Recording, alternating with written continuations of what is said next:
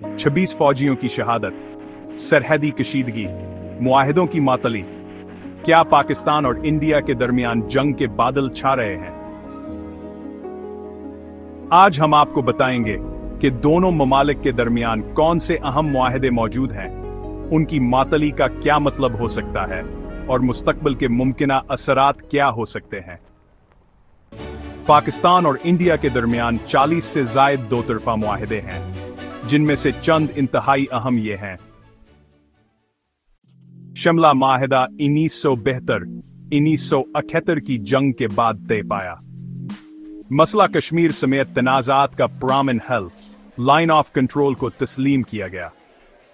सिंध तास माहिदा 1960, दरियाओं के पानी की तकसीम, इंडिया की जानिब से हालिया मातली, जौहरी तनसीबात पर हमले की मुमानात। यह मुआहिदा जौहरी हादसात के खतरे को कम करने के लिए किया गया था।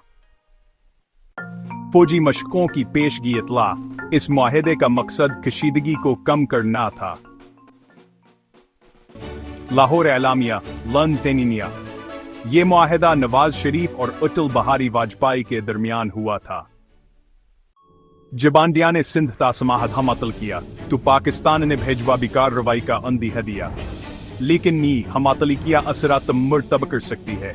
पानी का बहरान सिंध तासमाहदे की मातली से पाकिस्तान को पानी की कमी का सामना हो सकता है। जौहरी खतरा, जौहरी माहिदों की मबातली की मातली से खत्ते में अदमा इस्तेहकाम बढ़ सकता है। फौजी तत्सादम, फौजी मशकों के अतला ननहदीने से हादसाती जंग का तारीख गवाह है कि पाकिस्तान और इंडिया के दरमियान मुआहिदे ही तनाज़ात को कंट्रोल करते आए हैं। 1971 के बाद शिमला मुआहिदा हुआ, 1999 में कारगिल जंग के बाद लाहौर एलामिया। लेकिन क्या अब ये मुआहिदे खत्म हो रहे हैं? मुआहिदों की मुअत्तली का मतलब सिर्फ हुकूमतें नहीं, अवाम भी भगतेंगे। क्या दोनों ममालिक एक बार फिर जंग की तरफ जा रहे हैं या फिर बातचीत का रास्ता इख्तियार करेंगे?